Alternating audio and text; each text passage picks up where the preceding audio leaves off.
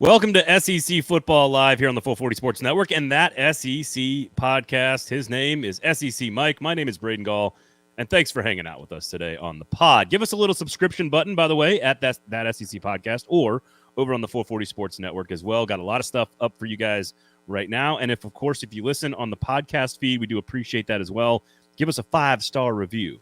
It's the only number of stars I like. If you do not give us a 5-star review, you are, as Bomani would say, a hater. That's all I got to say. How are you, Mike? What's up, man? Speaking of being a hater, I just got off the phone with someone I know you're a fan of, Braden, Mr. Billy Lucci from Texas, and we were just hating on Texas and 𝙎𝙀𝘾. We'll save that conversation. We didn't record it or anything, but there will be a recorded conversation soon on that very topic, I would imagine. I love it. You're like, no, we weren't talking into a microphone. We were just talking shit, just like a general talking shit. I like that. Right. I do appreciate that. So today on the show, I work for those that do not know, I've worked at Athlon Sports since before being married, since before becoming a father. I've worked at Athlon Sports since 2007. And this is sort of our time of year where we get to put the magazine together. It comes out in late. We put it to bed at the end of April, comes out middle of May, depending on whatever the box cutter boy in the back room at the grocery store decides to open the boxes and put it on the shelves, but around the end of May. But we're working on it right now. And we already have our early preseason top 25 rankings up on the website, of course. I know you've had Stephen Lasson on many times over on our website at 440. You, of course, can see all the different videos for SEC teams that are ranked in the preseason top 25. So we're going to react. I want your reaction, Mike, to what you've seen from our list so far. I would like the audience reaction to what you've seen from our list so far. And, of course, we'll get into some of the other teams around in college football that might be challenging to take away some of those playoff spots from those teams that we like this year in the SEC. We have 8 teams in the SEC ranked in the top 13.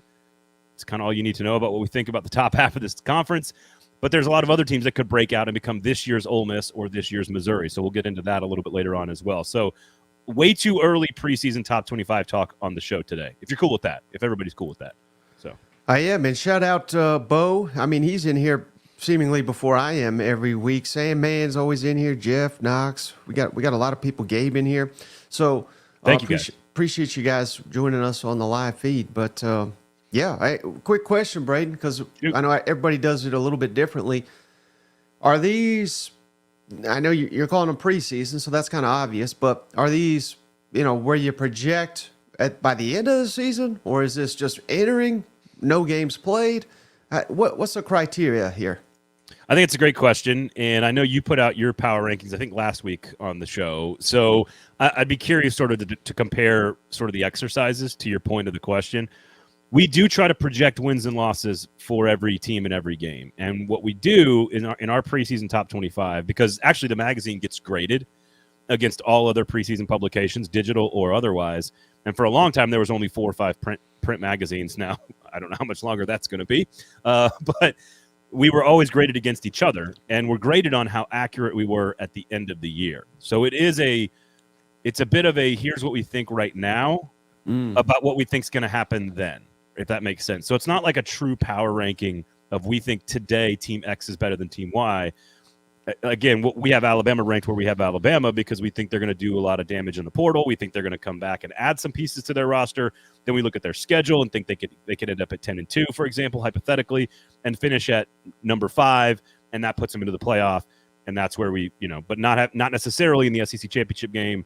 So it's absolutely a projection of where we think these teams are going to end and how they're going to finish. But it's also has to be viewed through the lens of our current list. So I don't know how different do you think that is from, because I know you and me and Steven have talked about this a lot. How different do you think that is from what you do with like a power rankings, for example, on January 31st or whatever? Yeah, so if I put it out January 31st or October 1st, it doesn't matter the day. It's Team A meets Team B on a neutral field. Who am I picking to win a game in it? And I think you have to keep it as fluid as humanly possible. Sure. And I think, this is what we do for a living, Braden. We sit here and we talk about these teams for months on end before the games get here, and that's fun.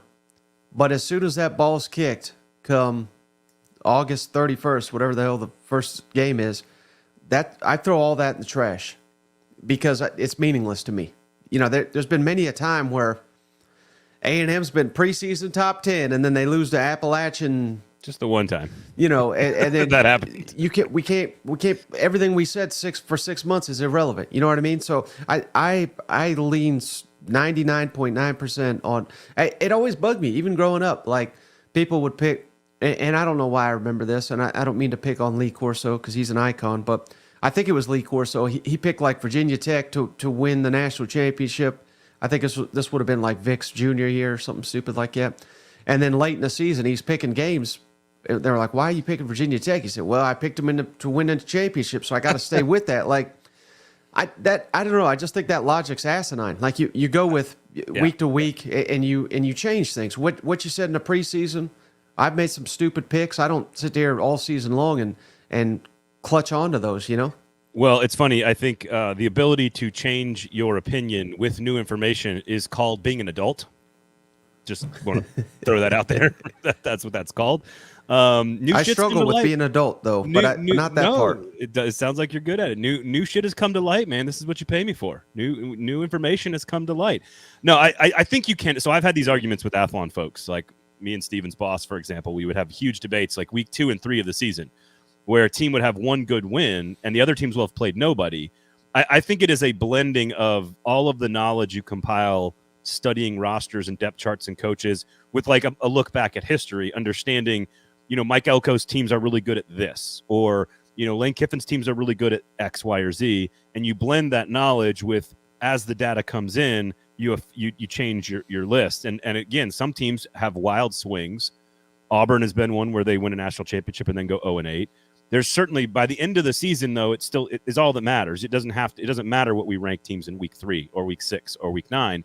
All that matters is what happens at the end of the year. Now, I'm curious what you think, though, about the committee, because I've always, I've had these arguments with my listeners for, 20 years now, and then 10 years for the playoff, which is the committee's ranking teams with all these complicated data points and all this nuance and analytics and the eye test and strength of schedule and everything else, which is good. I want the committee to have as much stuff as possible to make a good decision. But ultimately, doesn't it boil down to, all right now, today, if Team A played Team B on a neutral field, who do you think is better? Isn't that ultimately what the committee, like, and you say that, and then certain fans get upset that that's how you're defining the role of the committee. Does that make sense? Yeah, but I honestly, I think the committee should not do it that way, Braden, because the games matter. You know what I mean? And well, but doesn't that get you? The games get you to a point where you're debating Alabama versus Florida State, right? Like all the games matter to get you to a certain point, and then all of a sudden it's Texas versus Alabama. Mm-hmm. And now that's a bad example because they actually played, but like Alabama versus Florida State or Florida State versus Georgia. Mm-hmm.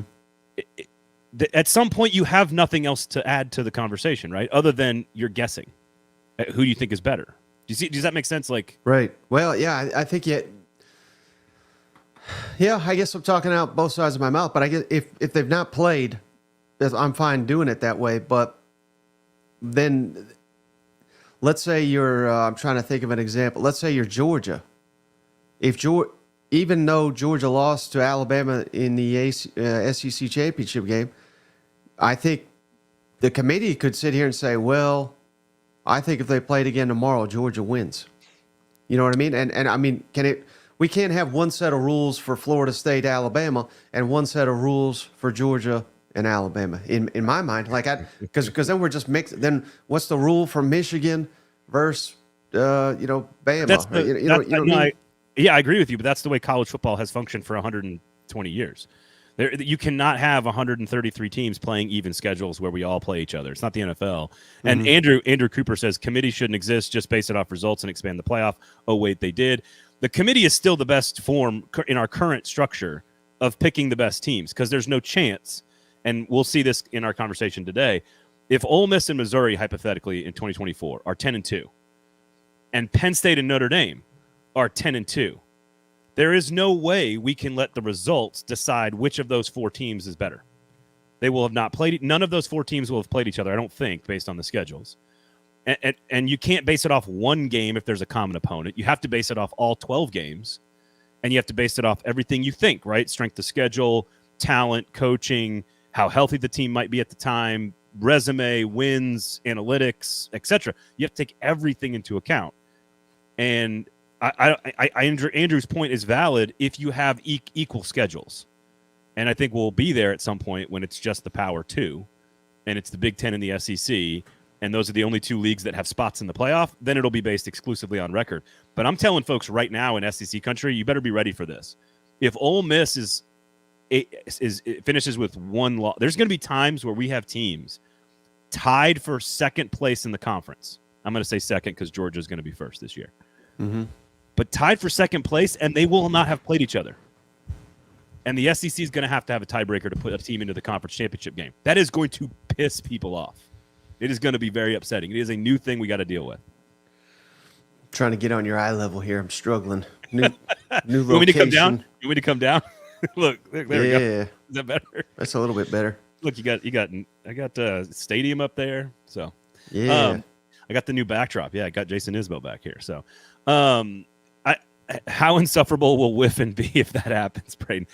Look, if Lane Kiffin gets left out of the SEC championship game because they didn't play a team they needed a tiebreaker over, I can imagine he'll be pissed. But they do play Georgia this year, I think. So right, that won't be the problem. In Oxford this time. Yeah, that won't be the problem this time. I don't know. I just think it's interesting. I think it's okay to say when you have no other data to use to try to decide, and that's still what's going to happen in the new playoff. And we can look at our rankings now and look at 8 teams in the top 13 in the SEC. You're then going to have, we've got LSU at 13. If you go to the 440 Sports YouTube page, you can see all these rankings. But LSU at 13, Oklahoma at 12, Tennessee at 11. And while Tennessee and Oklahoma play each other, there's a chance that a lot of these teams won't play each other. Missouri at 8, Ole Miss at 6, Alabama at 5, Texas at 3, and Georgia at number 1. And if you look at those teams trying to make the playoff, there's a really good chance that the committee's going to have to decide how many at-large spots are we going to have? 7? The committee still has to pick spots based on something. And if Alabama, Missouri, Ole Miss, Tennessee, and Oklahoma are all 10-2, they're going to have to decide on something. They have to use something to decide. Yeah. No, that's true. I see what you're saying, but I mean, at the end of the day, I think now that we're at 12, I'm not going to feel too bad for number 13. I agree. Well, it's why the committee we're not going to have 13 undefeateds, you know. Well, it's why people don't get outraged over Team 69. Nice in the basketball tournament. It's because at some point you expand the playoff so much that you just can't complain. Like at some point, if you are, why do you hate Missouri? That's what me and the fans want to know. I love Missouri. Number 8 in the nation preseason. Disrespectful. Too low. Disrespectful. Michael says we had the experiment with the BCS computer analytics mixed with other factors. Not sure how good that was. I would argue almost perfect, because how many times did a deserving team get left out of the championship? The only one in the SEC you can argue is 04 Auburn, honestly. But and to his point, but I don't know what else is clearly best. The only best way to do it is by record. But the only way to do it by record is if all the schedules are the same. And you can't take 50 teams and play the same schedules. It is inherently flawed. And that's sort of the beauty of the game. I don't know. I find it. You have to embrace the imperfection, right? Embrace debate, apparently. No, imperfection. Oh, okay. I don't have to embrace debate. Florida State fans are still debating it. Oh, I think, man, you know what I was thinking about the other day? If Florida State had just lost, like if Clemson had made one play. So Clemson and Florida State play, they went into overtime. I'll get to who my favorite team is. Overtime is my favorite team. Clemson and Florida State play, and they get to overtime. And if Clemson makes one play, doesn't get their kick blocked, covers Keon Coleman one time, Florida State loses that game, and they have no debate. They have no discussion about being in the playoff. And we have a totally different conversation about Dabo and the and the Clemson Tiger direction. Andrew says BCS computers with the 12 team is probably the best. I don't know why people are anti-human here. We had the BCS for like 13 years, and all we did was bitch and moan about how there's no human element. Then we put the human element back in to make sure, just in case the computers screw it all up. You know what I mean? I like Jay Ford. He says Mizzou coach is a stooge And Andrew says, yeah, but he's our Stu. I like that he's stooging against Oklahoma right now.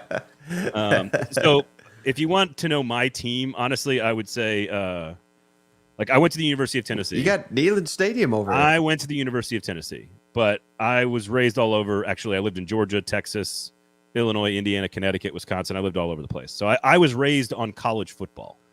Like, I learned how to cuss at a Texas-Oklahoma game when I was 11 years old, living in Austin, Texas. And so I went to a Texas OU game with my dad, and I learned bad words for the first time. So I've covered college football for ESPN, for Rivals.com, for Athlon Sports, and for my company. I love every game. I love all the teams. I love all the stories. I love all the rivalries. I love all the pageantry. I wouldn't be in this business if I didn't love all of it. So, I mean, did I take my daughters to Neyland Stadium against A&M and teach them how to sing Rocky Top? Yes, I did. I did that. So, as you should have. So I think, but I don't think that's any better or worse than anybody else teaching their kid how to go cheer at their stadium. So, and no, but the point is you're trying to brainwash them as a youngin'. Yeah, exactly. That's what you got to do. Into it just means more. I will say this. All this talk about the playoff structure and the portal and everything else, I want to make sure we come through real clear that it's Michael, it's because our communications department is excellent. I just want to put that out there. I didn't take a single one of those damn classes. No, I know you did. I think the great news for college football, despite all the changes and the panic and the NIL and the investigations and the NCAA and the portal and all this stuff, all this unknown about the future, conference expansion, playoff realignment, it still doesn't change your Saturday afternoon. If you are a Kentucky fan, you are still going to go to the same stadium with the same sit in the same seats, sing the same fight songs, wear the same color shirt, do the same chants. If you're a Texas A&M fan, same thing. If you're an Ole Miss fan, you're going to hang out in the Grove under a fake glass chandelier and dip your shrimp into that cocktail sauce the exact same way you've always done it. Nothing's going to change. Look at Michael. He's ready for the SEC. I assume he's an Oklahoma fan. The Oklahoma-Texas game will do that to you. My girlfriend took off her shoe and beat a Texas fan with it. Hell yeah. Jeff, how do you get a Tennessee grad off your porch, pay for the pizza? I like that. That's funny. I'm pretty hopeful that the games are still going to be pretty awesome. So I don't know. I think Auburn they're going to be better than ever. Now, Big Ten? I don't think so, but I didn't think so already. I think SEC is going to be insane. So looking at our preseason rankings for right now, number 1 is Georgia. Number 2 is Ohio State. Number 3 is Texas. Number 4 is Oregon. Number 5 is Alabama. Number 6 is Ole Miss. Number 7 is Michigan. Number 8 is Missouri. Number 9 is Penn State. That is the top 9 teams are from 2 conferences. Notre Dame is number 10. They're basically a de facto Big Ten school. And then you have 11 is Tennessee, 12 is Oklahoma, 13 is LSU. That means of the top 13 teams in our preseason ranking so far, things will change before we publish the magazine. 12 out of 13 are from the SEC and the Big Ten. The playoff is going to be completely dominated by these 2 conferences. Will it, or will these teams beat up on each other? I think that's where this is a great way to bring it full circle. That's why you want the human element in the committee. Because what happens if Florida, let's use Florida as an example this year, because I think Florida has a chance to be better than people think. Not great, but better than people think. But let's play out Florida as the best possible version of itself this year. Like, everything goes right. Ron Roberts and Austin Armstrong figure it out. All the portal players hit, which we know won't happen. But again, just go with me here on the hypothetical. If Florida finishes like 9-3, but their losses are on the road to number, let's call it like 8 Tennessee. They're 10-2. Tennessee is 10-2, right? Mm-hmm. And they lose 27-24 in Knoxville. They lose to Georgia in a neutral site in a huge rivalry game by 3 points. And then then they lose, let's say, to Texas on the road, another playoff team who probably is in the SEC championship game with Georgia. So they've lost to 3 playoff teams by like 1 score in each time. They have a win over LSU, Florida State, Ole Miss, Mississippi State, A&M, Kentucky, Miami, UCF, and Samford, and they're 9-3. Don't you want a committee to look at that and say, shit, man, all three of their losses were to playoff teams away from home by one score. Don't you want the committee to make the case for that team to be in the playoff then at that point? Yeah, and then Billy Napier leaves for Kentucky. I don't know, but What are you talking about? I was trying to think who's on hot Arkansas. I look, Andrew, I'm saying this is all hypothetical. I know that Florida's not good enough to do that, but hypothetically, that you want a human person on the committee to say, look, we've got to take context into account here. That team is clearly one of the best 12 teams. They played against the best 12 teams, and they belong in the playoff because they're clearly equal to the best 12 teams. How about win some of those games still, if they're so good? I mean, I gave them wins, right? I gave them wins over LSU, over Ole Miss. Those are teams that could be in the playoff. You see what I'm saying? Like, no, I think you got to earn it, and losing close, looking good in losses. That's not college football I know and love. Okay, but why is that? That gets you eliminated. Why is that better than 10-2 in the ACC, where you've played one playoff team?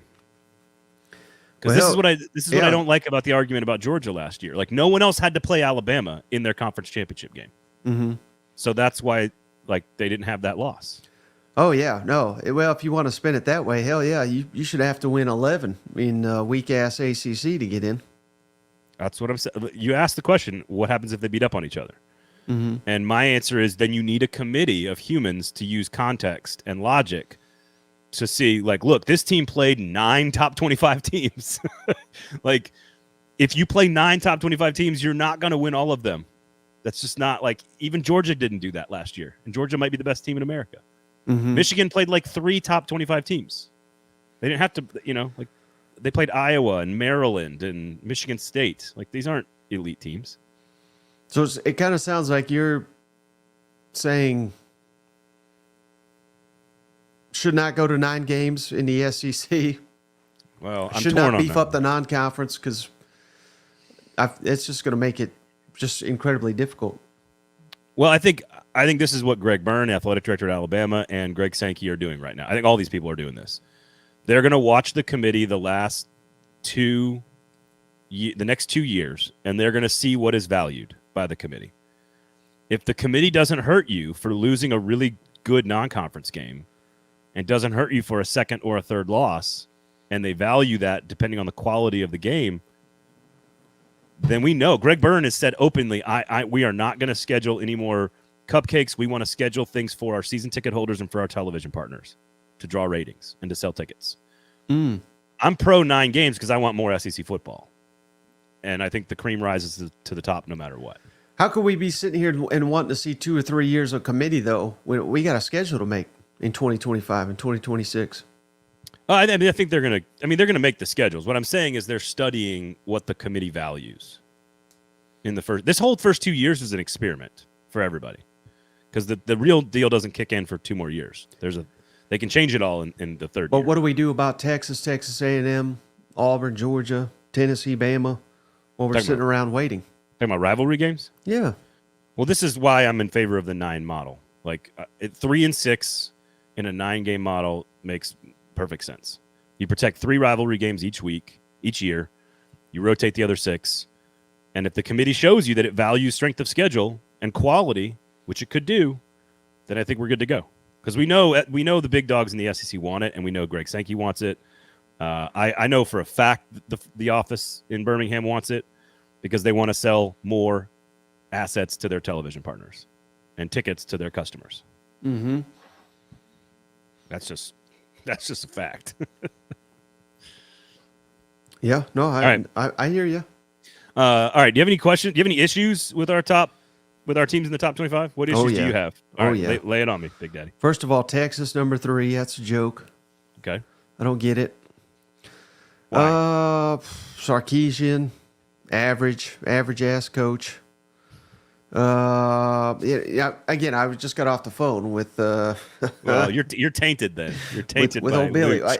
I mean, I didn't fact check him by any means, but we were looking at the last 2 years under Sark, and there's about 7. It was either 7 or 9. We couldn't figure it out on the phone. But regardless, he's got 2 wins, and the rest are losses. In every team he's faced with equal or superior talent, and most of the time he's had a shit ton more talent than. And I'm talking teams like Washington, Oklahoma, and he's losing these damn games.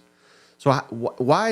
I don't know. I mean, I get further and further on this island. I'm the only one out here apparently that doesn't have Steve 𝙎𝙀𝘾 as a top 5 coach in the country.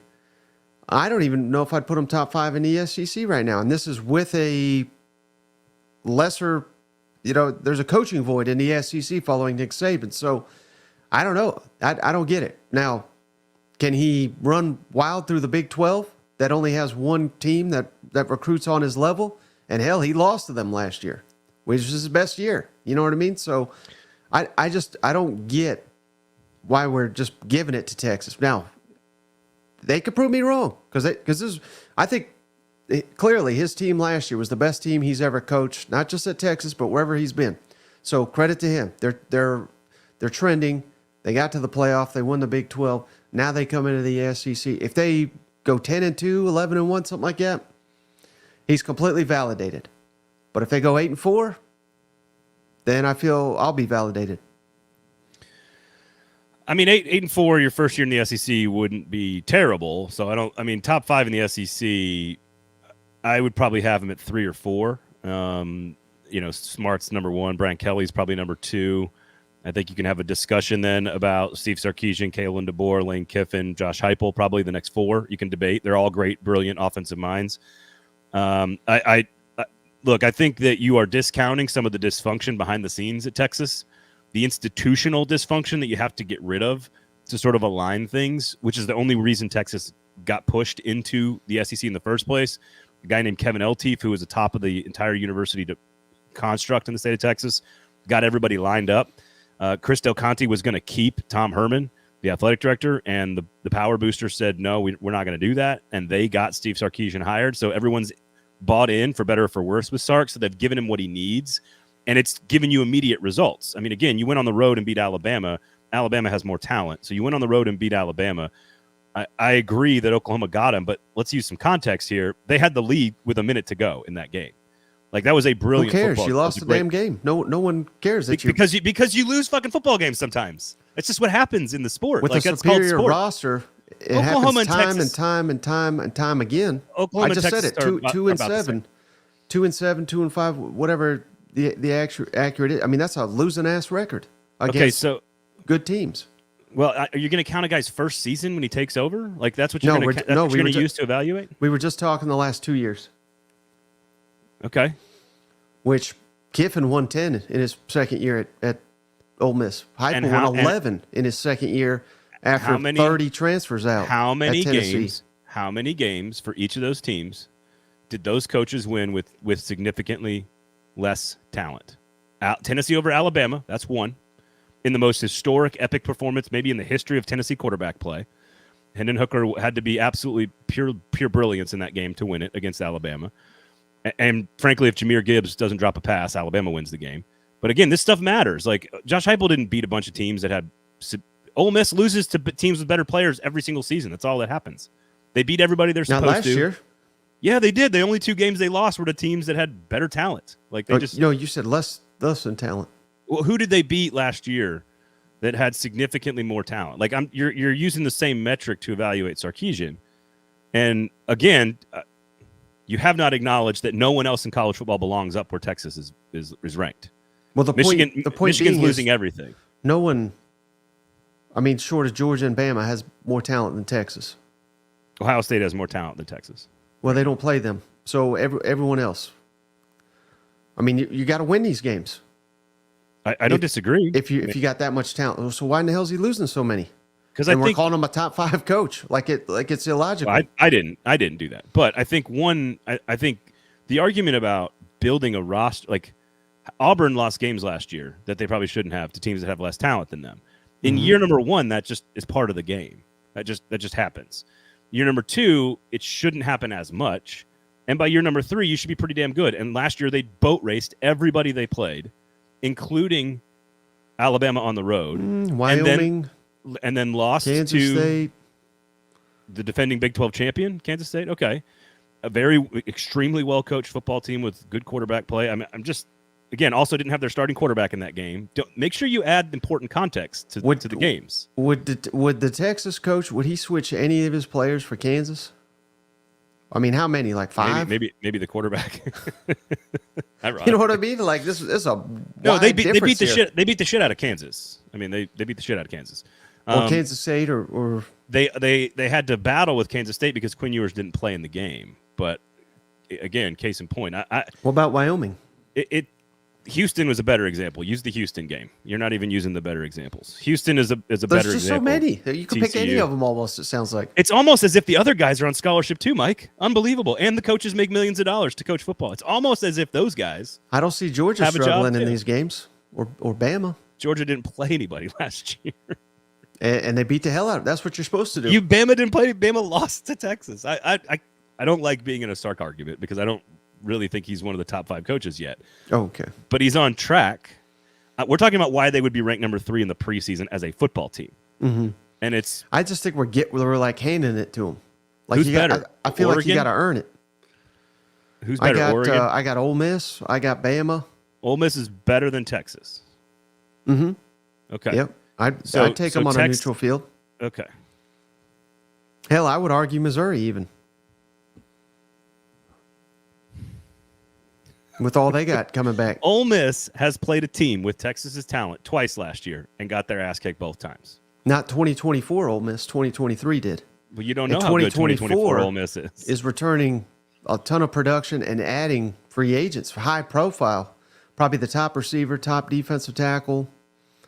I mean, they offensive linemen from Washington, 2 of them. Okay. They're shoring up deficiencies. Okay. I think that's a perfectly fair. I mean, Texas is 3, Ole Miss is 6 in our rankings. That's basically the same out of 133. So I'm not, if you think they're better, that's fine. Ole Miss has yet to ever do it. And Sarkisian, again, in a Big 12 conference, but with a road win over Alabama, went 12-1, got to the playoff, won a championship, and destroyed destroyed Oklahoma State in the Big 12 championship game. There's context in some of those losses or some of those struggles that they had last year. And I think there's institutional dysfunction that they had to rid themselves of. And I think A&M is trying to do that this year by ridding themselves of this institutional dysfunction that can screw everything up. And Texas had to get rid of that entitlement. And I think they've done that in the first 3 years of Sarkisian. And ultimately, yes, they are losing a shit ton. Murphy and Sweat off the middle of the defensive line. They're losing Worthy and Mitchell and tight end and 2 running backs, and they're losing a ton of stuff off that team. But who else in college football is coming back with more? And you can't say that about Ole Miss. They lost their best player. You don't know how good the defense is going to be because every time they faced an elite offense, they could not score. Or an elite defense, they couldn't score against Alabama or Georgia. Missouri lost way too much leadership off its defense, in my opinion, and the heart and soul of their offense in Cody Schrader. I think Missouri's going to be really good.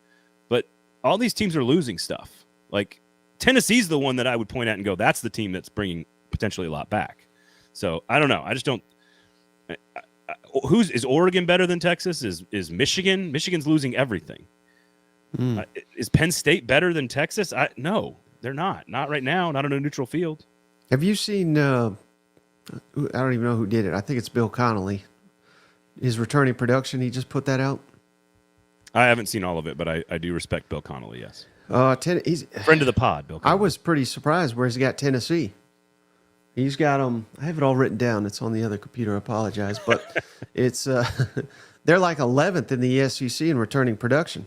And well, is that because Wright and Small leave and that takes 80% of their in rushing? Offense? Well, and Joe Milton. Well, again, but doesn't everybody agree that's an upgrade, though, going from Joe Milton to Nico? I mean, right? Yeah, I was just surprised because I don't know. I that's not the end all be all, but it is something to certainly monitor. That's why a lot of people got hyped up on Missouri last season, all their returning production. Yep. And certainly that paid off. But Texas A&M is number 1 on that. So I thought that among the SEC teams. Weren't they number 2 last year? in the Yes. SEC in returning production. Yes, they were. But Mizzou was 1 and A&M was 2. But so now it's I think it's flip-flop. It's Missouri is like 2 or 3 right now. Well, if Missouri's still up there, that's really good news. I mean, obviously Cook and Burden is great, but losing your coordinator and all the defensive leadership, that's my concern with Missouri. But the schedule still sets up great for Missouri. So again, we have them at preseason number 8. I think Missouri's going to be excellent. I think Texas is a vote more on the rest of the college football has major questions. Like, again, I think I saw Bo in the comments say Oregon. I think Oregon has a really good case. Alabama has a pretty decent case, but they're losing so many star players off their defense. Can they reload? And without Saban, that's kind of all that matters. Michigan loses everything. Penn State's bringing a quarterback back, but they're losing all their best pieces on both lines of scrimmage. Notre Dame could be solid if Riley Leonard is healthy. Like, there's just nobody there. Like, there's not a team. Georgia and Ohio State are clearly the top 2. It's clear that they're the best 2 teams. I don't. There's no one else to really put at number 3. It's really Texas, Oregon, Alabama, Ole Miss, Michigan, Missouri, and Texas has this returning quarterback and the best offensive line probably of that group. I had a interesting conversation yesterday with Chris Lowe of ESPN, and with Nick Saban retiring, you see a path for a lot of SEC teams to potentially, because he had him under his thumb for virtually his entire run there. So without Alabama, a lot of teams feel like there's more hope. They have an opportunity to make a run here. In a roundabout way, does that add pressure? Because you would think without Nick Saban, maybe, these coaches are rejoicing, some of them. Yet now, especially if they don't make the playoff, was his thing. God, without Nick Saban, yeah. I mean, we're going to be getting some people going to be getting fired if we're not making a playoff in a Saban-less SEC. So you're saying not only is there more pressure on Kalen DeBoer, but there's more pressure on other teams? Yeah, I think specifically other teams. I mean, Hugh Freeze for sure. Mm-hmm. Hugh Freeze is under major spotlight to show improvement. Like Josh Heupel, if you lose again, Alabama, I think they'll be really good. But if you lose to Alabama at home, first year under DeBoer, the hell are we doing? You know what I mean? Like, and they may be underdogs in that game, but that's one I think fans are going to expect you to compete in. Like, if you get blown out, good God, good luck. You know what I mean? How the results look is almost as important, in my opinion. Like, if I see, like, that's a good game, for example, to pick. Say same thing with Florida. If Florida is competitive with Georgia and they look pretty even in a game and they lose, while you get paid millions of dollars to win games, you also get paid millions of dollars to build a program. And if Tennessee is 10-2, but they're very competitive against Alabama and Georgia in their losses, although they don't play Georgia this year, do they? Very competitive in their losses against good teams. I think we have reached a point in college football where we no longer, like, I think it is important that we take losses in context, and they are less important than they used to be. Losses, like in 1997, you had to go undefeated. In 1998, you had to go undefeated. Like, we don't value that loss like we did 25 years ago because the game has changed. The talent is balanced out. If Hugh Freeze and Auburn are 9-3 over the next 3 years, you're going to look at those 9-3s very differently. This year, you probably celebrate it. Next year, you're kind of going, all right. And then the following year, you're kind of pissed off about it. But how do you look in those losses, and who are you losing to, and are you close to getting into the playoff? And that's where I think a human committee can look at a 9-3 and decide the difference between a really good 9-3 and a 9-3 that's completely inflated by the schedule. Wouldn't and I don't follow Ohio State closely at all, but wouldn't what's going on with their coach kind of contradict that, to where he's got this amazing record, but he just, unfortunately for him, loses to Michigan 3 in a row, and he may have like the second or third best record in college right now, but they'll run his ass off if he loses. If he goes 11-1 and loses to Michigan, they may run him off. I mean, if you're asking me if I think the Ohio State coach is held to a different standard than the Missouri coach, my answer is yes, they are. Because your question about the SEC was, doesn't it add pressure to other coaches to elevate and fill the vacuum behind Nick Saban? Mm-hmm. Whereas Ohio State is the Nick Saban Like they are the Alabama, and he is obviously held to a higher standard than Mark Stoops or Lane Kiffin at Ole Miss or even Mike Elko at A&M. Although you don't spend $70 million to fire a coach to go 9-3. So I do think expectations are different, but I think Brian Kelly did something really smart, which is every coach is going to do this. I think you're going to hear this all offseason. 10 wins. We just got to get to 10 wins. We've totally changed what the target is now in college football. It is not undefeated. It's going to be almost impossible to go undefeated unless you are the best of the best. Georgia, maybe Ohio State.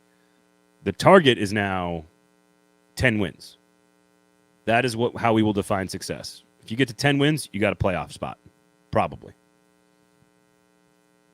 To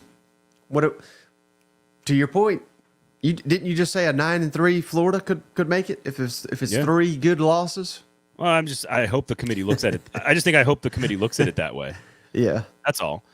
But again, like, this is a good question for Tennessee and LSU fans. If you go 10-2 every year, let's say 6 straight years of 10-2, and you never win an SEC championship and you never play in the SEC championship game, but every single year, all 6 years straight, you make the playoffs. Isn't that defined as pretty damn good success? Probably win a couple of those games. Maybe you lose in the first round. Maybe you win a game or two. Oh, yeah. I mean, like, isn't that how you're going to define, hey, we made the playoffs every year for 6 straight years?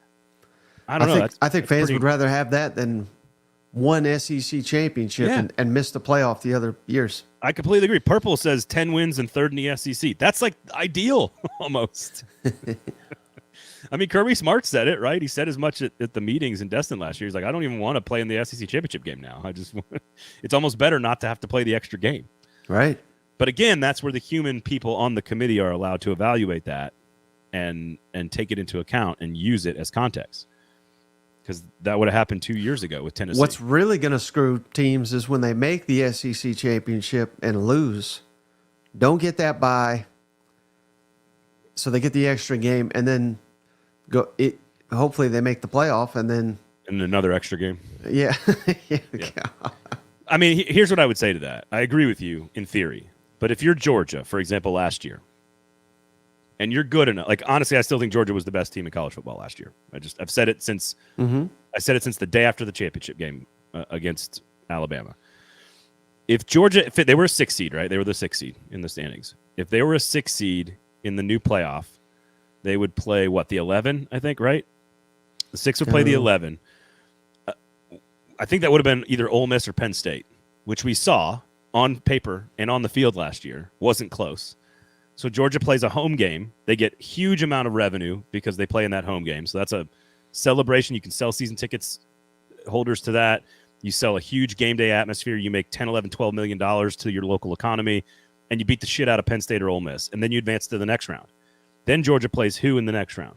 I think they would have played Texas, I think, in the next round in a neutral field. Who are you picking to win that game? Georgia. Okay. So now you're into this national semifinal already, just like that. So while I get your point of like playing in the SEC for a 12-0 team is not fair and it extra stress on this, and this, if you are that good, you're gonna overcome that. Like if you're Georgia good, you beat the tar out of somebody. Maybe, in a home, but what if they lose Carson Beck in the SEC championship? Well, football's football. I don't know. You know what I mean? But then life ain't fair. I don't know. I'm just saying that extra game, you know? I think there's going to be calls for why in the hell are we playing this game if nobody cares about it. Look, the championship games were invented out of thin air to make money. Thank you, Roy Kramer. So, I mean, SEC championship games across the country are not better ways to determine a champion. That is there just to make money. So I have no argument with you on that. But they're there and they make a fortune, and so they're not gonna get rid of them. And now they're tied to automatic bids, right? So now that they're tied to automatic bids, they're definitely not going anywhere. Also, they make too much money. So, what if there's no automatic bids though? Because that would be nice. That's another thing Chris Lowe was talking about. He said Sankey would be happy with 12. Yep. 12 at-larges. Yeah, because the SEC would get more. more spots. Exactly. All you got to do is everything Greg Sankey says is about what makes the SEC more money. That's his job. And 9 conference games, at-large bids, more playoff spots, conference championship game, et cetera, et cetera, et cetera. It all makes the SEC more money. Mm-hmm. So it's going to be a crazy 8 years, man, before they change the system to an official employee revenue sharing, collective bargaining agreement, where we actually have the Big Ten and the SEC, and they're the only 2 teams that make the playoffs, 2 conferences. That's coming in like 2031 or 2032. It's going to be a fun 9 years before that, though. And Florida State still stuck in the ACC. How great would that be? Well, they'll get out of it at that point. That's the time they get out of it, like 2032. I thought it was 36. Well, I hope it's 36. They'll negotiate the last couple of years. Oh, gotcha. Yeah. I like to see them squirm. Well, they don't like where they are right now. That's for sure. I mean, the lawsuit they filed against the ACC is comical. It's not going to work, but we'll see. It's kind of like an NCAA law investigation into NIL. It's kind of the same. ESPN can kill the ACC in 2027. Here's the difference. They don't want to do that, though. The ACC right now for ESPN is one of the best television contracts in all of sports. They get all the ACC basketball games. They get all the big-time basketball matchups mixed with Clemson and Florida State and Notre Dame football games, some of Notre Dame's football games, and a 5-game schedule with Notre Dame. They get all those games, and they get them at a hugely discounted rate. So ESPN is not incentivized to blow it all up at all. They're incentivized to keep it intact. What's going to be interesting is if there are other suitors for the college football playoff television rights. If it gets shared with like Fox or even a streaming service or NBC or CBS, and they want to split it up into 4 ways, the way the NFL does in the playoffs, that is when you're going to see them ask for bigger brands, because what they want is better football games to sell. That's what they want. They'll probably get it. I don't know why they wouldn't. This again, 2032. There's going to be 2 power conferences. The question is, does Vanderbilt make the cut? And I don't know if they do. Ooh. If you're a TV executive and I come to you and I say, all right, look, we're going to have a 16-team playoff. It's going to be the Big Ten and the SEC. And we want to sell you $4 billion worth of games. Who do you want in that field? Do you want Florida State and Clemson? Or do you want Vanderbilt and Mississippi State? Which one do you want? Which one makes you more money? How about this, though? And I don't know if he would do it, but I could see reasons to do it. Vanderbilt hires Deion Sanders. Because I think that's the only way to do it at Vanderbilt, where you got to bring in 60 transfers like he's done.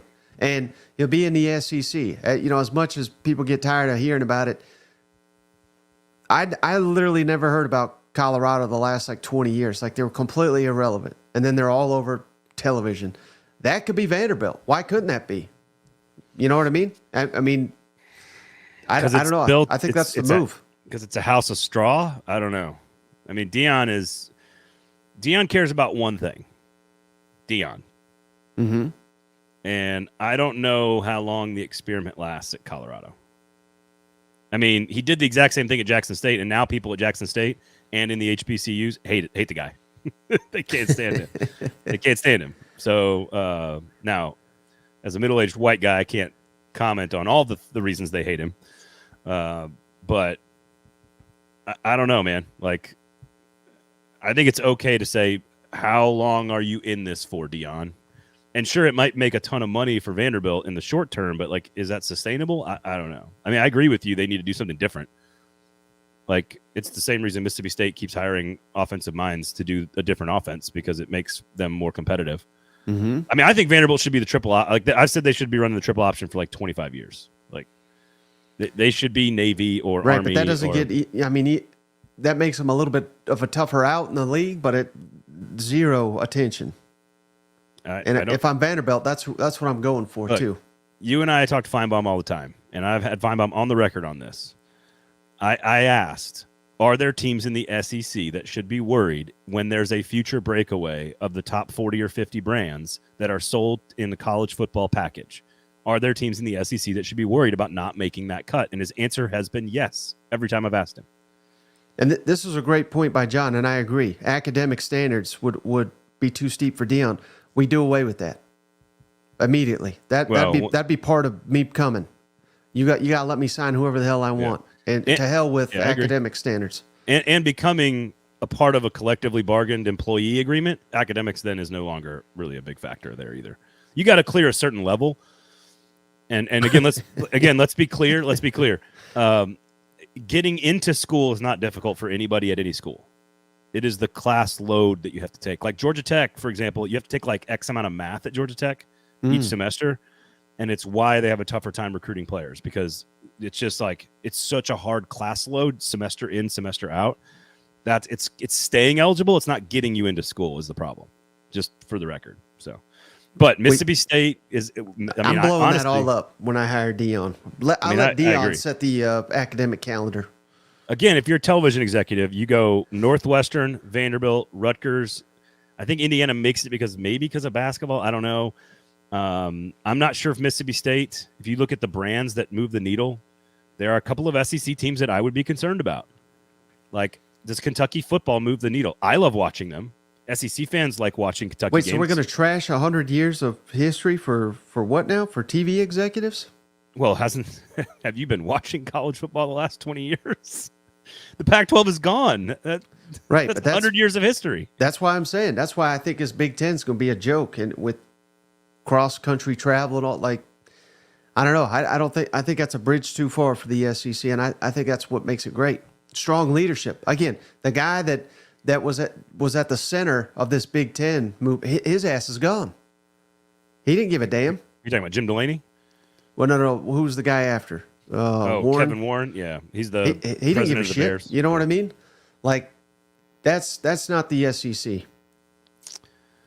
I know what you're saying. The tradition runs deeper, right? Like the connective tissue is stronger. Certainly, like between Ole Miss and Mississippi State, for example. Like, but it's the same argument why. Like, remember that year, 2014, first year of the playoff, Mississippi State and Ole Miss were like 1 and 2 in the rankings. Oh yeah, and everyone's like, "Oh, SEC bias."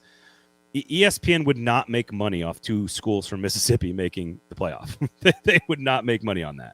They make money on Notre Dame and Ohio State and Penn State and Texas and USC, and they make money on the huge brands. Right. And if you have a 40-team breakaway that are under a television umbrella, that are employees, that are collectively bargained with revenue sharing and NIL, where schools can pay the players, and it's all very much above board, which is what's going to happen. That will include USC, UCLA, Washington, and Oregon, and a bunch of Big Ten schools, most of the SEC, but it will put a major strain on some of that connective tissue. Like South Carolina. I love Williams-Brice at night. I love the Space Odyssey 2001. We all do. We love Arkansas. We love South Carolina, Mississippi State, Ole Miss, Kentucky, Missouri. We love all these teams. Do the television executives, do they move needle for the television executives? I've asked Paul Feinbaum this question. You have too. His answer is, I don't know. I don't think so. So we'll see. I guess, but I mean, I just think the Big Ten was so blah outside of 2 or 3, maybe 4 programs. That's why they had to add all these. But see, that's where you're wrong about television executives. They may not be great on the field, but they have huge alumni bases. That's the difference. There are more people in the city of Chicago than like 8 SEC states. So it's about eyes and ears. Like Wisconsin, huge alumni base. Iowa, huge alumni base. Michigan State, huge alumni base. It's not about good football. It's about alumni base and size of audience, right? Well, we gotta figure out if we want these people running our damn sport. I don't. Well, right now it's Greg Sankey and Tony Petitti, the Big Ten commissioner. Tony Petitti, excuse me. They run the sport, but they're just doing what the schools want, which is make as much money as possible. And the TV executives are writing huge checks. That's all that this is. So the question is, who outside of the two conferences could make more money? It's Florida State, Clemson, maybe North Carolina. I don't know if Oklahoma State moves the needle. I'd love to see Oklahoma State in the SEC. I think that'd be great. Get Bedlam back together. They have an SEC energy and vibe about them. I think that would be fun. I don't know how much money they make people though. So I don't know how this branched off into an expansion conversation. It's the off season. I wanted to talk about Florida, Auburn, Kentucky, and Texas A&M because I think those are the 4 teams that are not ranked in the top 25 that I think are the 4 to watch as this year's Missouri or Ole Miss. One of those 4 teams is going to break out and break into the playoff conversation. Mm-hmm. Could also break into a dumpster fire. But those are the 4 that I think have a chance to take a huge jump forward. And I don't know which one it is. But I lean A&M just because I trust in Elko. I trust in the talent. I think they've got a quarterback. I think they're building a really good coaching staff. I trust, and I think they can beat Texas at home at the end of the year in what is going to be the most emotional football game that we've ever seen. Yeah, I'm surprised that they didn't make the top 25 here. They're pretty close in our rankings. And in fact, by the time we actually do it officially, they might make it into like 23, 24, 25. Mm-hmm. I mean, Florida's interesting. Offense is going to be pretty good. Defense has to be very, very good. Schedule incredibly difficult, but the defense sucks. Auburn is going to be much better. But how much better? I don't know. I think Kentucky is kind of a sneaky team, but I don't think they're good enough to jump into the top 20. A&M's the one that's kind of checks all the boxes, in my opinion. So. Mm-hmm. Mm-hmm. Kentucky, I don't know. I'm not feeling too good about them Cats, especially after losing Liam Cohen.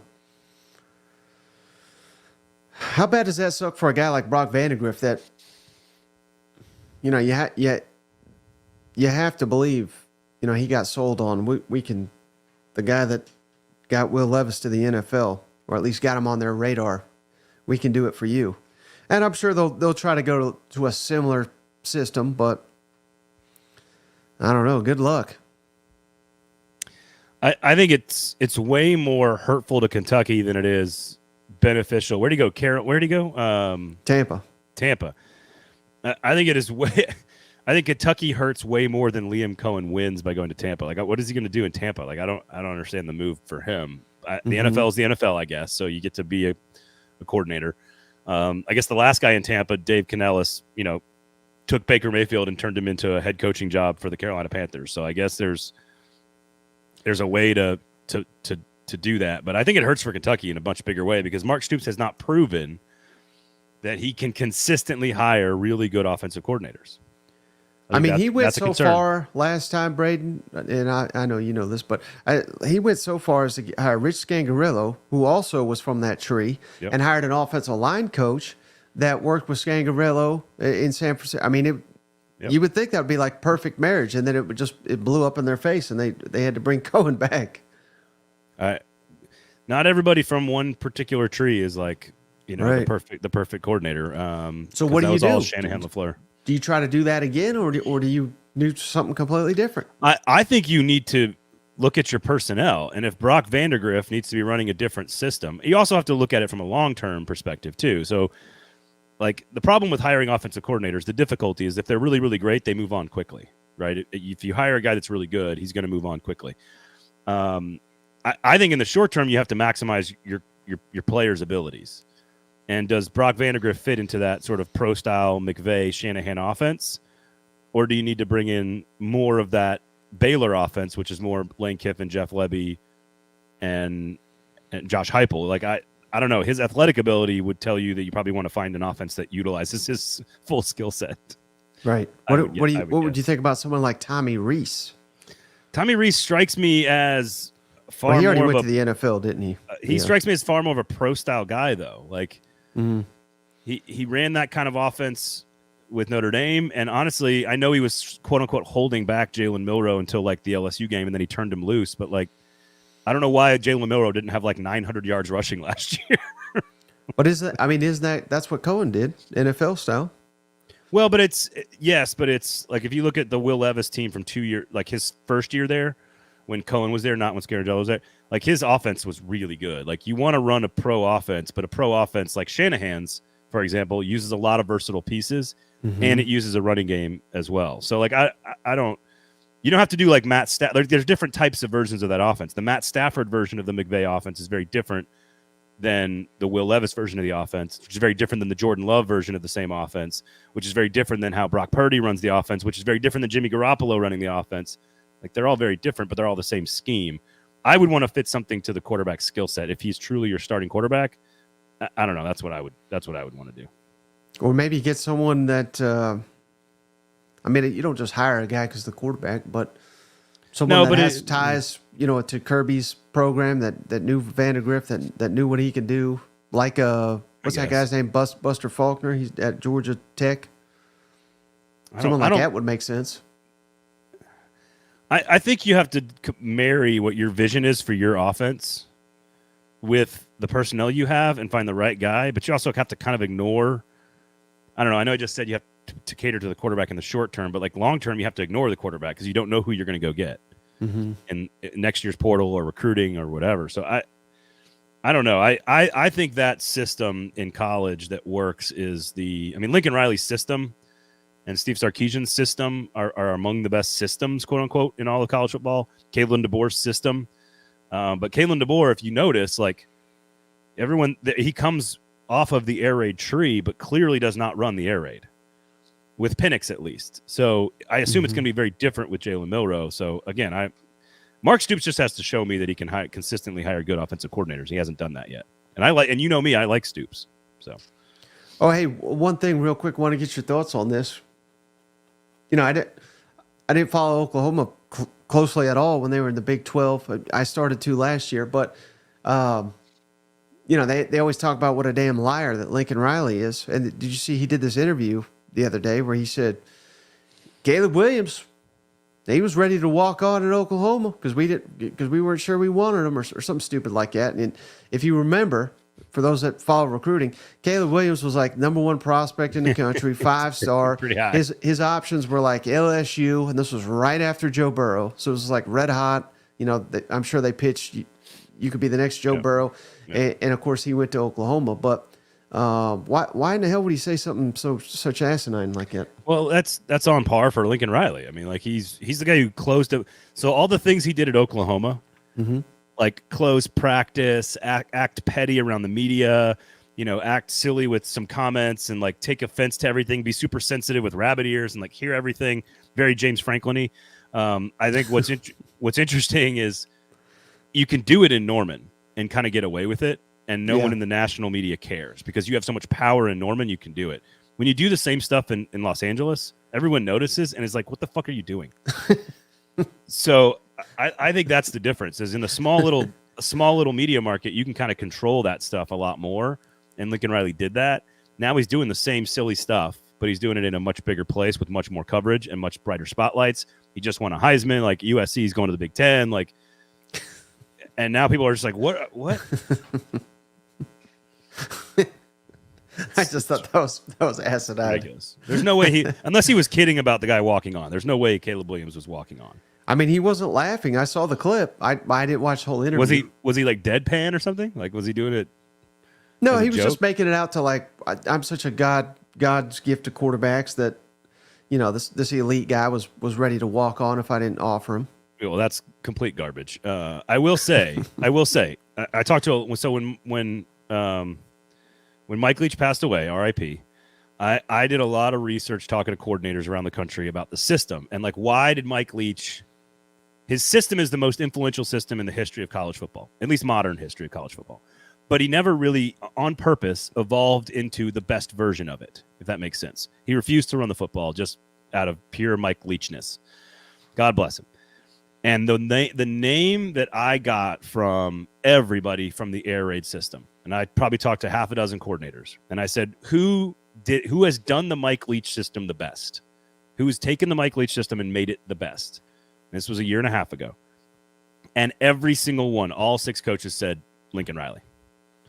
That Lincoln Riley's run scheme packaged with the air raid is the most difficult scheme that has ever come off the Mike Leach tree. And Kalen DeBoer is now kind of challenging that a little bit, I think. And now he's got Alabama players to work with. So I don't know. We'll see. Lincoln Riley, I think, has his own. Again, I think he's very James Franklin. I think they get in their own way of having really elite teams, and like they're the last thing that stops the team from winning. it's like James Franklin's like, I've got an elite football team. We're great. We're going to be a 1-loss team this year, but I'm going to hand the ball off when I should take a knee at the end of the game, and I'm going to screw it all up. So I think Lincoln Riley gets in his own way. Anyway, is that about it? Fair enough. I'm going to an SEC basketball game tonight. How about that? Who's playing? I'm gonna go watch. I'm gonna go watch the decrepit Kentucky Wildcats. Ooh, I feel bad for you now. No, I'm gonna watch. Kentucky's good. Kentucky's good. Dillingham was sick over the weekend, but not good enough. Just wasn't good enough. There's very few things that should warm the heart of Big Orange Nation more than Rick Barnes going into Rupp Arena and winning. So, no, I'm going to go check out Kentucky tonight. They're playing Vanderbilt. Kentucky should win by a lot of points. So, all right. Anyway, we could do more rankings throughout the course of the offseason if we want to. So, there we go. No, he does not, Andrew. He does not. But he could not miss on Saturday. That dude was sick. He was sick on Saturday. Just buckets. Even my 7-year-old was like that. Even my 7-year-old daughter was like, someone needs to cover him. I was like, yes. I was like, yes, honey, you understand basketball now. Good job. Okay. All right. Anything else? Are we good? That SEC podcast, 440 Sports. Give us a subscription. We do appreciate it. I'm going to have SEC coach rankings coming up on the website this week as well. So make sure you check that out. Give us a subscription anywhere you get your podcast as well. You can do that there. We had a long conversation with David Waters of Gators Breakdown about the Gators up there. So go check that out. I know you got all kinds of power rankings as well on your site. So thank you guys for hanging out. We do appreciate it. Otherwise, we'll hang out with you guys next week. Thanks for listening. Thanks for watching. And we'll talk to you then. Have a great weekend, everybody.